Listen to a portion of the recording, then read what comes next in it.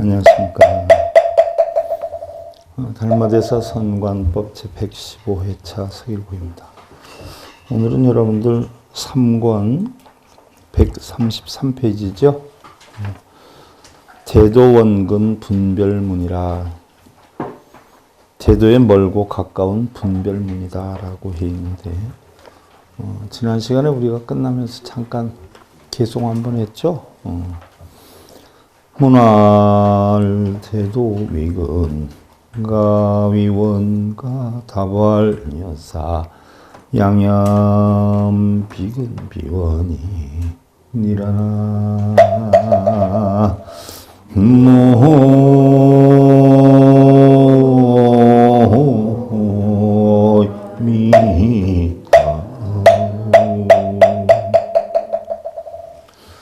어떤 사람이 질문을 했어요. 대도는 가까이 있습니까? 멀리 있습니까? 그러자 다발 여사 양염 비근 비원이라, 달마가 답하였어요. 비유하면 아지랑이와 같아서 가까이 있는 것도 아니고 멀리 있는 것도 아니다. 여러분들 거사님들이 가까이 있어요? 멀리 있어요? 보살님들이 멀리 있어요? 가까이 있어요? 다 중생들이요. 멀고 가까우면 누가 분별하는 거예요? 어떤 마음이? 가짜 마음이.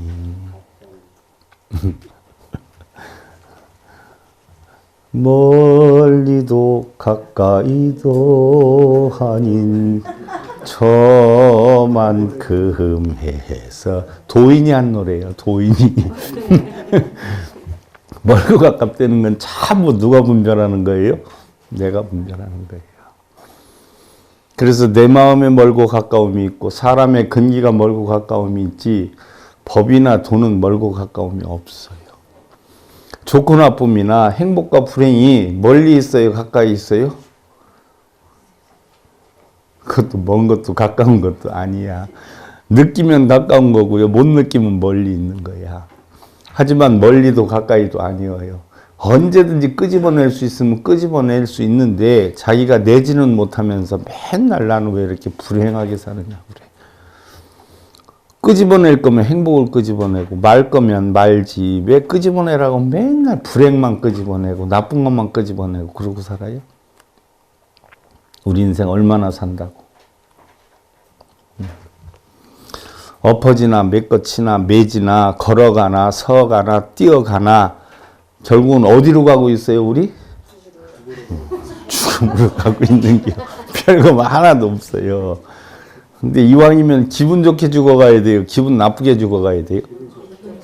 그럼 그것도 누가 만들어요? 스스로 만들어요. 늘 그런 게 안타까운 거예요. 저는 실제로는 아무것도 없는 건데 우리 있는 것에 빠져서 살잖아요. 실제로는 아무것도 없어요. 허상에 빠지지 마라. 경중면상도 역비 근비원이라, 허공랑당 치마 등도 역비 근비원이라. 거울 속 얼굴 모습과 같아서 역시 멀리 있는 것도 가까이 있는 것도 아니고, 여러분들 거울을 봤어. 그럼 뒤에 있는 사람이나 앞에 있는 사람이나 거울에 비춰지는 것이 멀고 가까움이 있어요? 없어요? 재봐 한번. 뒤에 서 있는 사람하고 앞에 서 있는 사람하고 거울 속에서 몇 센치 차이가 나는가? 앞에 있는 것 같이 보이고 뒤에 있는 것 같이 보이지만 비춰지는 모습을 재봐 거울에. 그 한 면에 똑같이 나타나잖아요. 또한 허공의 소나무 겨우살이 당의 물결과 침꽃과 같아서 역시 가까이 있는 것도 멀리 있는 것도 아니다. 허공의 소나무 겨우살이 당의 물결과 침꽃과 같아서, 허공의 소나무, 진짜 소나무가 아니라 바로 뭐예요? 허공의 소나무라는 거예요. 마음속에 소나무를 그리든 전나무를 그리든 또 다른 나무를 그리든 전부 뭐예요? 마음에 멀고 가까움이 있어요? 한 마음 속에 다 있다는 이야기예요. 역시 가까이 있는 것도 멀리 있는 것도 아니다. 약은 시근인된 요요한 전이로다. 약은 시원인된 시방 구지도 불가득이니라. 그래서 만일 도가 가까이 있다고 말한다면 눈앞에 분명히 있을 것이로다. 만일 도가 멀리 있는 것이라면 시방에서 구할지라도 얻을 수가 없느니라. 무슨 얘기예요? 도가 멀고 가까운 것이 아니라 바로 뭐예요? 내 마음의 근기, 나의 근기, 중생들의 근기가 뭐예요? 어리석고 지혜로움의 차이가 있는 것이다. 부처님 제자들은 불과 몇십 분 아니라 15일 정도면 깨닫는데 우리 불자들은 30년, 40년 돼도 못 깨달아요? 왜 그럴까요, 그게? 가르쳐주는 사람도 있지만 배우는 사람도 문제가 있는 거예요. 맨날 거짓된 형상을 쫓다 보니까 우리는 못 찾는 거예요. 복을 찾고 행복을 찾고 소원을 찾고 이러니까 죽을 때까지 찾을 수가 없어요. 여러분들이 생각하는 복이나 소원은 한 번 찾으면 끝나요? 끝도 없이 일어나요? 그럼 언제 행복해질 건데?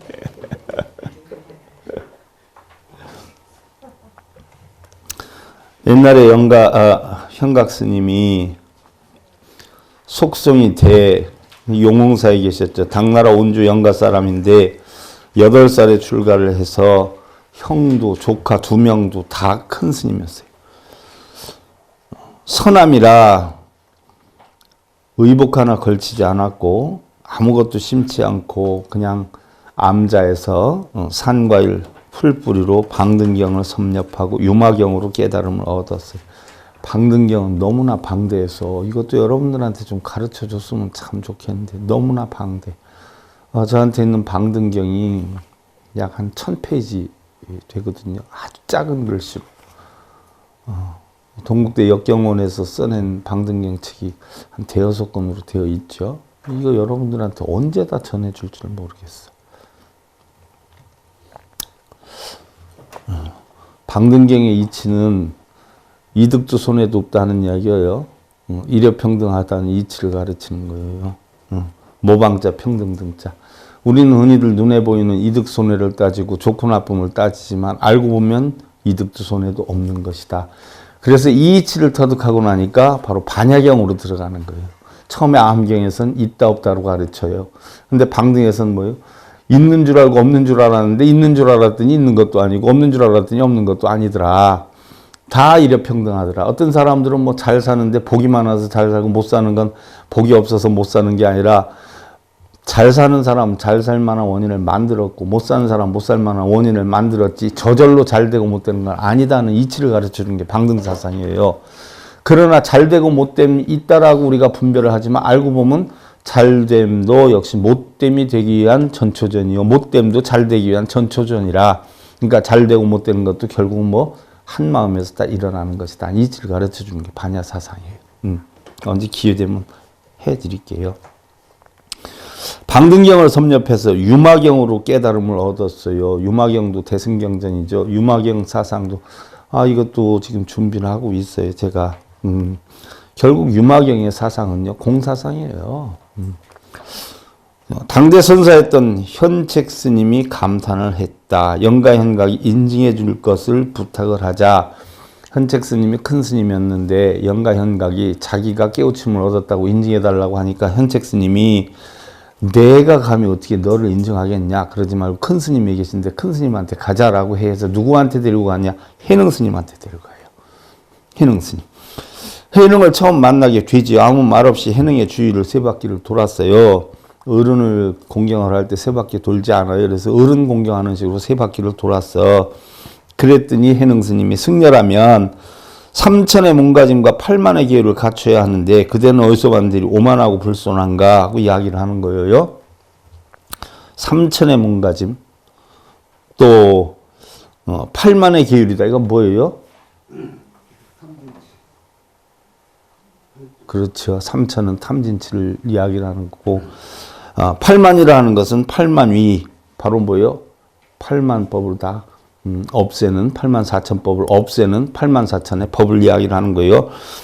인간의 생사는 다만 호흡 사이에 있고 자 인간의 생사가 여러분들 얼마나 있다라고 봐요? 지금 뭐 60 먹으면 뭐 한 20년은 더 살겠고, 뭐 70면 앞으로 뭐 10년은 더 살겠고, 이렇게 계산하죠. 여러분들. 부처님이 뭐라 그랬어요? 인간의 목숨 어디에 달려있다라고 했어요? 몇 사람이서 얘기를 하지요. 하룻밤새 있다라고 하니까, 아니다라고 하니까 뭐라 그래요? 한 수저 들었다 내려놓는 순간에 있다. 그러니까 아니다라고 해요. 그리고 한 호흡 사이에 있다. 숨을 내쉬다 못 들어 마시면 끝나는 거고, 들어 마셨다 못 내쉬면 끝나는 거다. 근데 무슨 80년이나 가느냐 하는 이야기예요. 만물의 변화는 매우 빠릅니다. 그래서 저는 그렇게 많은 것들을 다 볼 수 없습니다. 저는 그런 걸 다 알 수 없습니다. 라고 했어. 생사에 그렇게 관심이 있으면 왜 불생불멸의 제도를 깨달아서 번뇌를 제거하지 않는가? 불생불멸의 이치는 뭐예요? 공의 이치란 말이에요. 그죠? 왜 그럼 공의 이치를 깨달아서, 그런 대도를 깨달아서 번뇌를 제거하지 않느냐라고 했어요. 그 전에 모 대통령님이 대통령 취임하고 그 다음날 새해 아침에 붓으로 멋지게 써가지고 발표를 했잖아요. 무슨 얘기인 줄 알죠? 어느 분이 썼는 줄 여러분들 알죠? 크게 써서 딱 해놨잖아요. 그래서 제가 정말 저 이치를 아는가? 왜냐하면 한학하는 사람도 아니고 믿음도 신앙을 하는 사람인데 이런 뜻을 정말 아는가? 난 이런 생각을 했어요. 뜻을 알고 하는가? 예를 하나 들어서 저 전에 교도소 나갈 때 교도소에도 본의 아니게 또 많아요. 그런 비리들이 엄청 속상한 일들이 많아. 그래가지고서는 뭐 다른 스님들이 뭐 이렇게 갖다 바치고 이래서 종교연증 맞고 막 이런 부조리가 굉장히 좀 많거든요. 세세하게 얘기할 수는 없지만. 근데 그 전에 제가 만든 법사들 둘이서 대전 여자교도소를 2년 동안 강의를 다녔어. 거기는 남자가 못 들어갔었어요. 처음엔 여자교도소라. 그걸 내가 깼는데. 그래서 저 여승들 많은 충청도 사찰에 찾아가서 여스님들이 좀 법문 좀 해달라 해가지고 거기 총무재무스님을 불러서 법문을 시켰더니 20분도 안 하고서는 못한다고 도망을 가버렸어. 그래서 여자교도소에 들어갈 사람이 없잖아요. 근데 그 뒤로는 비구니 스님 별로 탐탁하게 생각 안 해요. 대사찰인데 거기에 그래도 강사로 있는 분들인데 20분도 못하고 둘이서 도망가면 어떻게 하자는 얘기야. 그래서 속이 상해가지고 내가 가르친 법사들 둘을 갖다가 강의를 보내서 매주 격주로 해서 한 주에는 이 법사, 한 주에는 이 법사에서 두 법사가 2년을 다녔어요. 그러면서 계속 보냈어. 그랬는데 그 법사들을 종교연증을 만들어줘야 되는데 신청을 했는데 원래 법에는 종교인이 되려면 3개월에서 6개월 활동을 하면 되게끔 돼 있는데 1년이 넘도록 해서 신청을 했는데 안 해주는 거예요. 나중에 알고 보니까 하나도 안 한 사람들은 종교연증이 잘 나와. 근데 오히려 이렇게 하는데 안 나와. 그래서 그 이면에 뭐가 있구나 해서 조사해 보니까 부조리를 내가 13가지를 체크를 했어. 그것뿐만 아니라 그 자리에 있는 사람이 그 일반 종교위원들 뭐 주유사는 데 가서 기름도 공짜로 넣고 뭐 이러면서 부조를 해와서 다른 분의 종교연증 나오는데 보니까 뭐 1인당 돈을 몇십만 원씩 받고 해줬다 그러대. 그래서 밝혀져 가지고 내가 난리를 쳤더니 그런 일 없다라고 했는데 입증이 됐거든.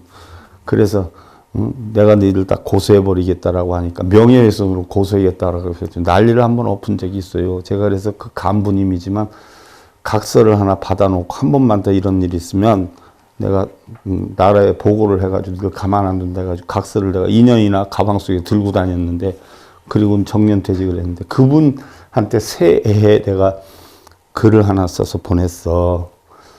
손가락으로 달을 가르치면 달을 봐야지 손가락을 왜 보는가 하고 해줬더니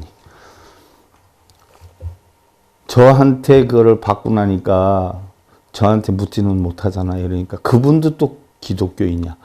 그러니까 기독교 목사님들한테 별 사람한테 수십 명한테 그걸 다 물어봤는가 봐요. 근데 아는 목사님이 한 분도 안 계시다는 거예요. 그래서 그분이 저희 스님한테 연락을 했어. 저희 은사 스님 말고 여기 저 이끌어준 선배 스님이 있어. 아, 일봉 스님이 그런 글을 하나 해서 저한테 보냈는데 이게 무슨 뜻인지 도대체 알 수가 없다라고 하니까 큰 스님이 아, 그건 준 사람한테 물어봐야지 나한테 물어보면 되겠어? 이제 그런 얘기야. 그리고 전화가 왔어요. 큰 스님한테. 아, 일봉아, 그래. 예. 좋은 선물 보냈더라. 그래서 예? 그랬더니 아, 멋진 선물 보냈어. 그분이 그 무슨 뜻이냐고 묻는데 내가 보낸 사람한테 물어보라고 했다. 그래서 아, 잘하셨습니다. 제 다음에 들어가면 답변해 드리겠습니다. 그러지 않아도 다음에 들어갔더니 법문 끝나고 나는데 꼭 과장님이 뵙자고 한다고 그래서 갔지요. 그때 내 법사들을 데리고 갔어요. 차를 한잔 대접을 해요. 아, 얼굴이 새빨개지면서 스님 제가 이걸 알려고 해도 아무리 알려고 해도 도대체 알 길이 없는데 이게 무슨 뜻인지 모르겠습니다. 이 뜻 좀 가르쳐 줬으면 좋겠습니다. 라고 해서 공무원이 국가를 위해서 살고 힘든 사람을 위해서 살아야지 그걸 이용해서 뒤에서 돈이나 빨아먹고 부정축출해서 돈이나 따돌리고 삥치게 하면 되느냐 그런 소리요. 그랬더니 얼굴이 새빨개 예? 예? 그래. 봐, 손가락으로 달을 가리키면 달을 봐야지. 왜 손가락은 막 공무원이 됐으면 공무원 자격을 갖췄으면 공무원으로 삶을 살아야지. 왜 삥치고 다른 사람 험악하게 해가지고 돈 빼돌리고 이러고 살아. 그러지 말라는 거예요. 그랬더니 얼굴이 새빨개져가지고 말을 못 하더라고요. 응? 근데 몰라. 이 무슨 뜻인 줄 알고 했는지 몰라도 대도에는 무문이요. 문이 없어요. 응?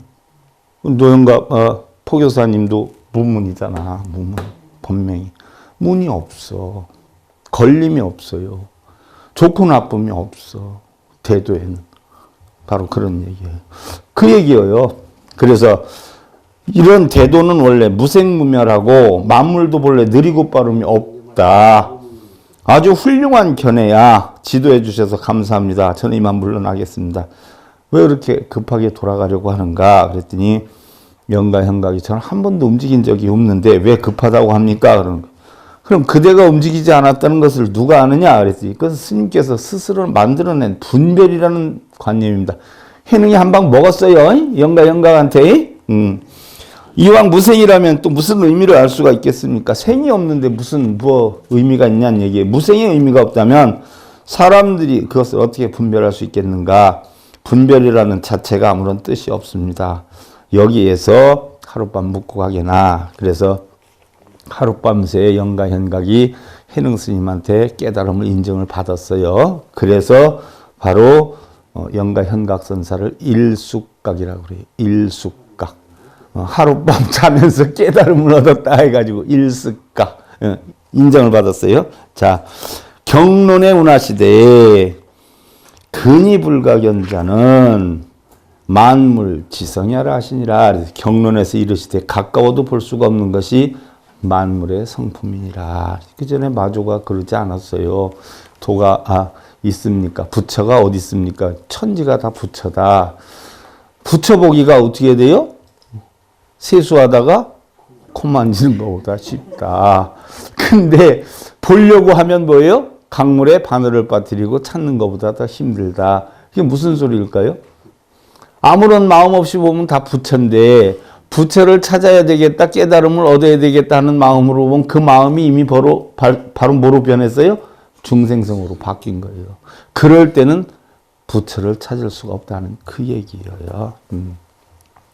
약견물성자는 명의득돈이라 물심자는 시물성이니 무물상이라 정물무물이 시명물성이니라 소유형상지물은 계시물이니라. 그랬어요. 만일 사물의 성품을 본다면 득도해 있다 하느니라.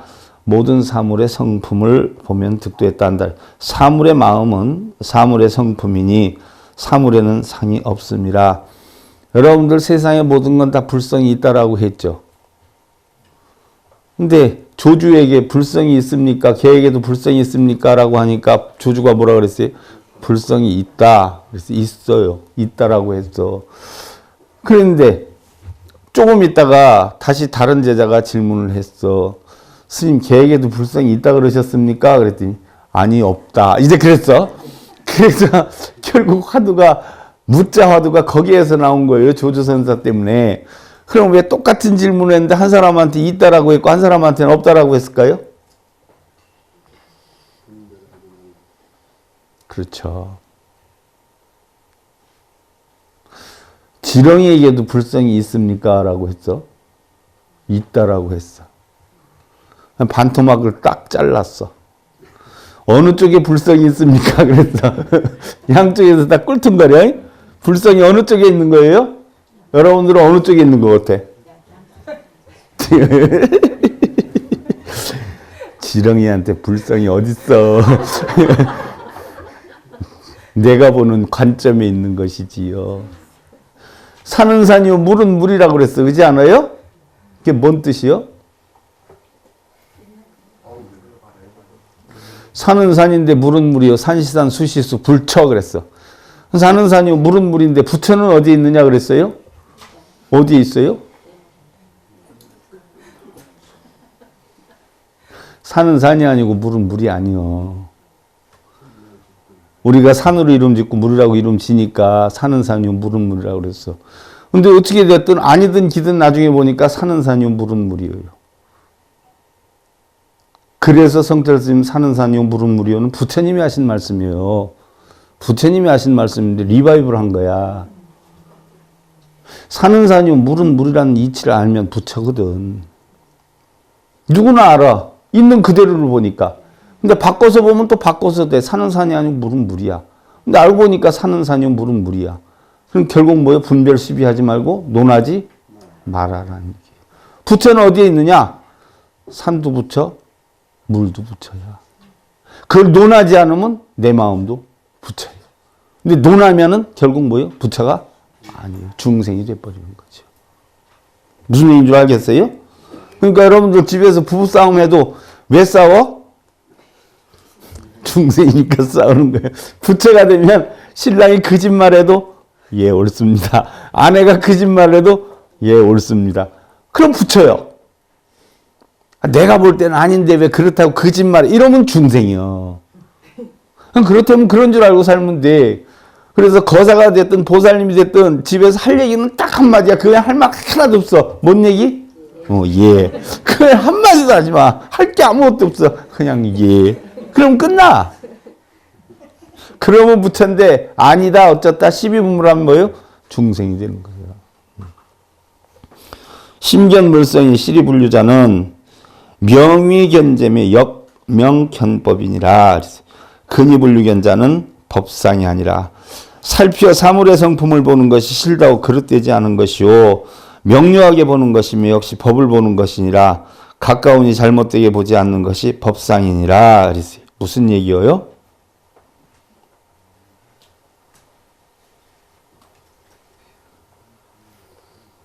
방금 얘기한 거예요.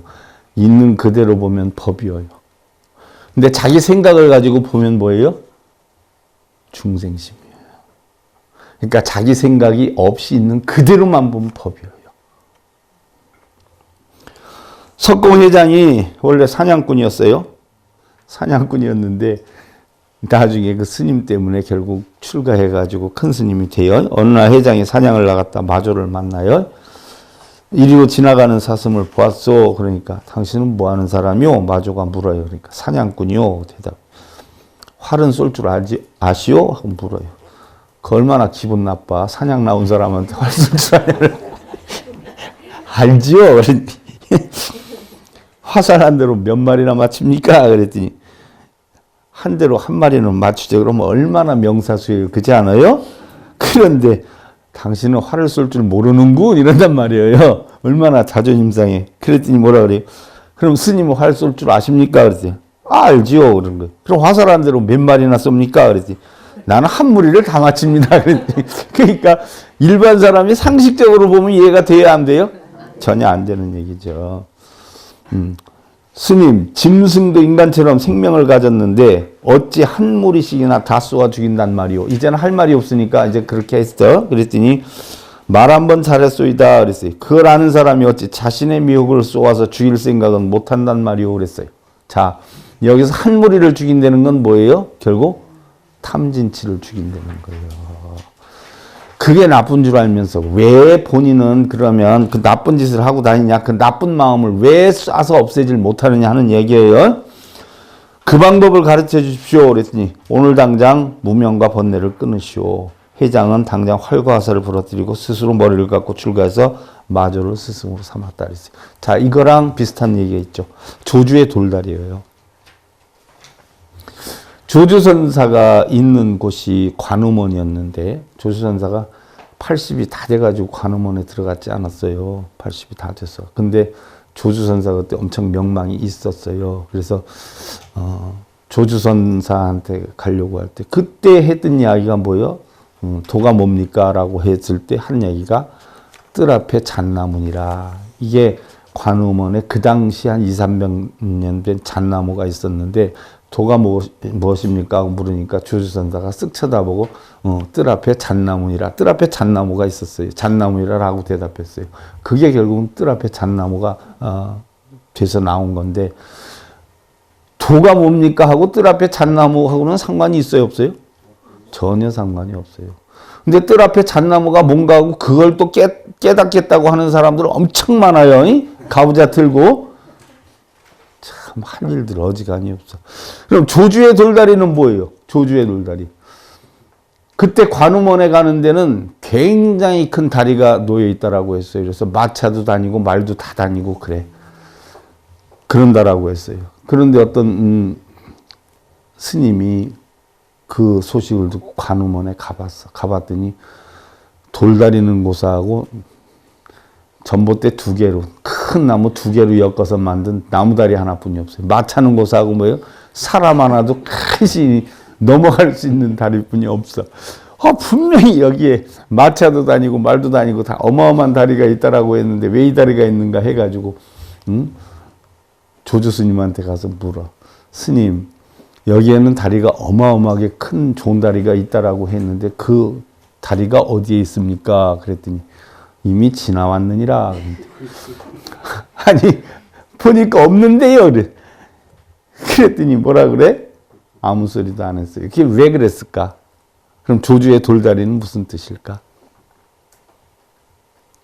진짜 다리를 얘기하는 게 아니라 바로 바람일다의 바람일다. 깨달음을 얻기 위해서 조주선사한테 배움을 얻기 위해서 오는 다리라. 세상에 어느 무엇도 그 다리를 건너올 수 있잖아요. 마음만 가지고 오면. 근데 그거를 잘못 사람들이 알아가지고 어마어마한 교각이 있는 줄 알았어요. 그게 아니거든. 마음의 다리란 말이에요. 마음의 다리. 깨달음을 얻기 위해서 건너는 다리. 비록 나무 2개를 잘라서 엮은 다리지만 그 다리는 뭐예요? 어마어마한 다리예요. 여러분들이 깨달음을 얻을 수 있는 곳이다라고 하면 그것이 비록 산골 초에 묻혀 있다라고 해도 마음속에 어마어마한 궁궐과 대궐보다 더 뭐예요? 어마어마하게 생각을 할 수 있잖아. 바로 그런 다리라는 이야기예요. 그래서 결국은 석공 회장 스님도 출가를 하게 됐다. 마조 스님이 늙음악하게 해가지고서는 여러분들 동네가 그리워서 갔어. 동네가 그리워서 갔는데 큰 스님이 됐다 해가지고 다들 어마어마하게 해가지고서는 반갑게 맞이하고 한단 말이에요.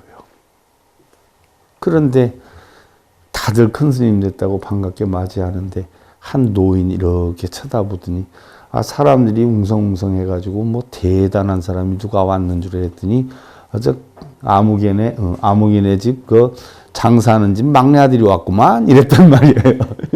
그랬더니 바로 마조 스님이 그 다음에 나와서 하신 이야기가 있어. 뭐라 그랬어요? 아무리 깨달음을 얻고 나이를 먹고 큰 사람이 돼도 동네에는 가지 마소. 아무리 큰 사람이 돼도 동네 오면 꼭 장사꾼집 막내 아들이 왔다 소리뿐이 못 듣는 것이요.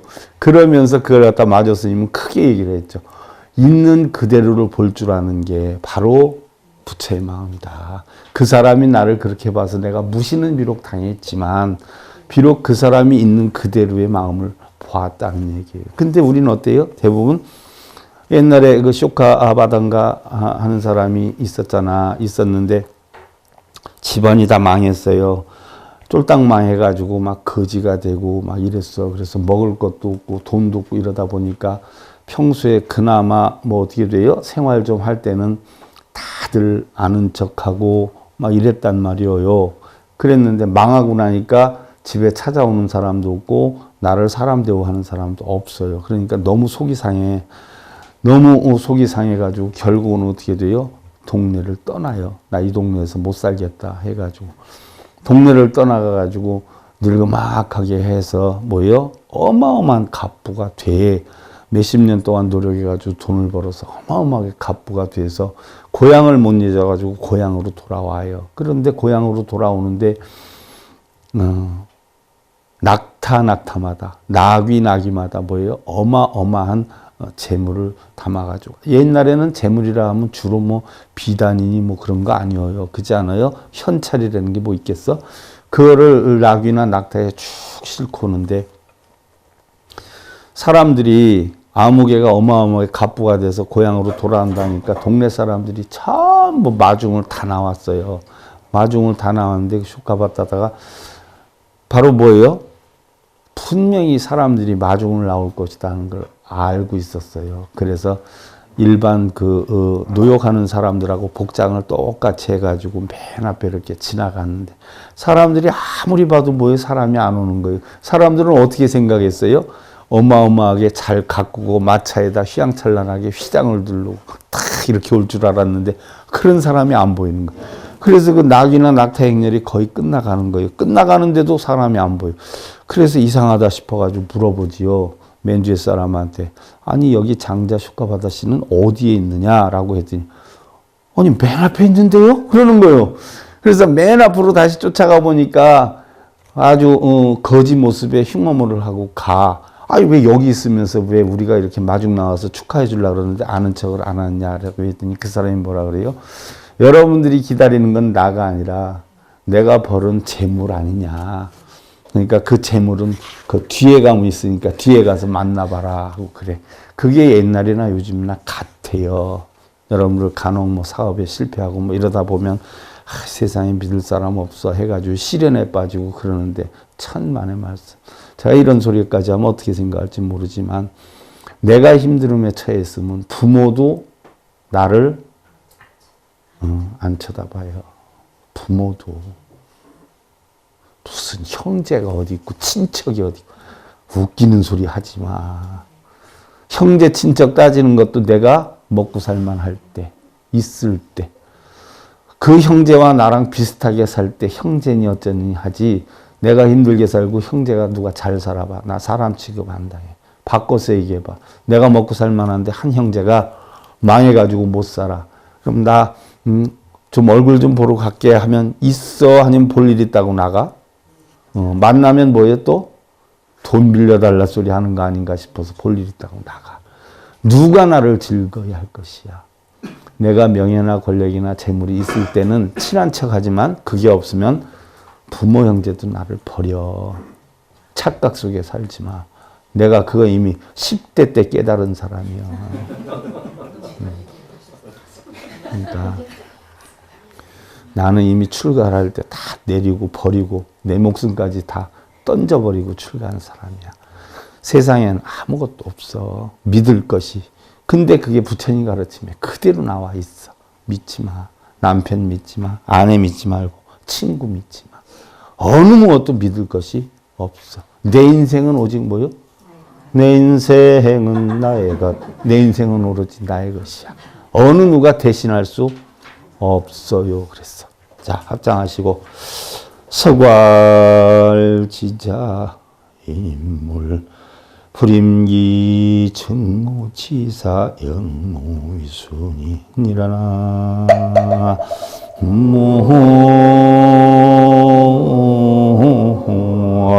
무아이다. 지혜로운 자는 사물에 맡기고 자기에게 맡기지 않느니라.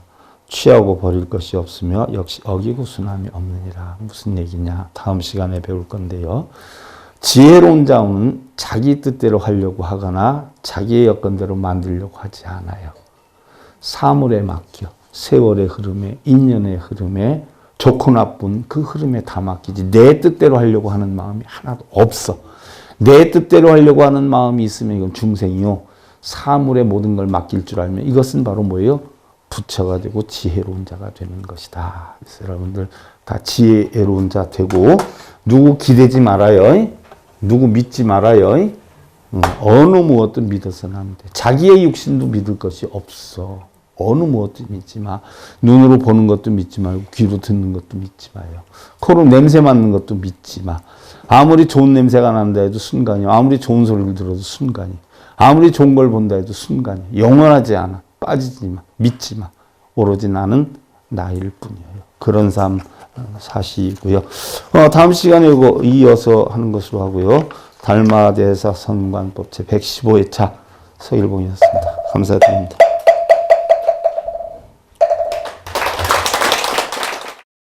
행복으로 가는 징검다리에 서길봉 스님이 여러분들을 초대합니다. SIB 불교교육대학에서는 더 듣다, 생활 속의 천수경, 달마대사 성관법, 현대생활 불교 법요지,